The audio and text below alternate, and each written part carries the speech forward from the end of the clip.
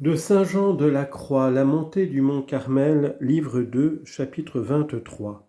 Sommaire. On commence à parler des connaissances intellectuelles qui appartiennent purement à la voie de l'esprit et on les explique. Si on regardait toutes les choses qu'on pourrait dire des connaissances de l'entendement en ce qui touche la voie des sens, il semblerait que j'aurais été trop court dans le discours que j'en ai fait. Mais parce que mon dessein est de dégager l'entendement de ces visions et de l'introduire dans la nuit de la foi, j'ai été selon mon sens plus long que je ne le devais.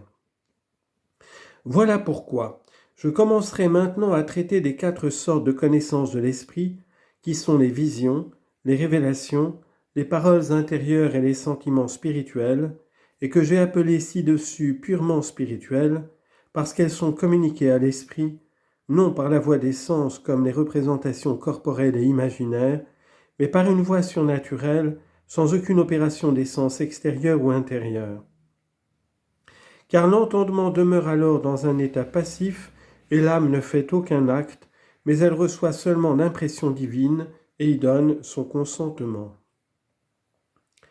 Ces 4 connaissances se peuvent nommer vision ou vue de l'âme, puisque connaître et voir, c'est au regard de l'âme la même chose. Et d'autant que l'entendement s'aperçoit de toutes ces connaissances, on dit qu'il les voit spirituellement. Ainsi, les connaissances qu'il en forme sont à proprement parler des vues intellectuelles. Car comme les choses qu'on voit, qu'on entend, qu'on flaire, qu'on goûte et qu'on touche sont l'objet de l'entendement en tant qu'elles sont ou fausses ou véritables, tout ce qui est intelligible fait la vue spirituelle de l'esprit, comme tout ce qui est visible fait la vue corporelle des yeux. On peut donc, parlant en général, donner le nom de vue à ces 4 connaissances intellectuelles, ce qui ne se trouve pas dans les autres sens, puisque les objets des uns ne peuvent être les objets des autres. Par exemple, l'objet de la vue ne peut être en tant que visible l'objet de l'ouïe. Et parce que ces connaissances sont présentées à l'âme de la manière qu'elles sont présentées aux autres sens, nous appelons vue toutes les choses que l'entendement connaît. S'il les voit, c'est vision. S'il les apprend de nouveau en les recevant de Dieu, c'est révélation. S'il les apprend de nouveau en les recevant de Dieu, c'est révélation. S'il les écoute, c'est parole. S'il les goûte, s'il semble y trouver une agréable odeur, s'il y prend plaisir, c'est sentiment spirituel. De là, il tire l'intelligence d'une chose sans concevoir ni espèce ni figure imaginaire d'où il puisse la comprendre.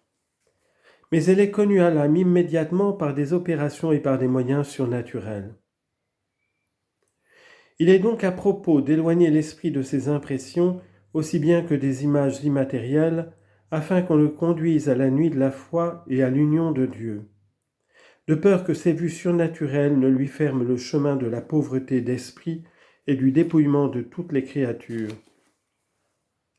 On avoue bien que ces vues sont plus nobles, plus utiles et plus sûres que les espèces purement corporelles, puisqu'elles sont spirituelles et intérieures, que le démon ne saurait en abuser, et que Dieu se communique par elles plus purement et sans la coopération active de l'âme ou de l'imagination. Toutefois, l'entendement pourrait s'attacher à ces connaissances, sans faire un obstacle dans son chemin vers Dieu et se tromper soi-même à cause du peu de circonspection dont il userait dans cette voie. Or, quoique nous puissions parler en général de ces 4 connaissances, puisque les mêmes avis que nous avons à donner sur ce sujet conviennent à cette matière, il est, me semble, plus utile de traiter de chacune en particulier.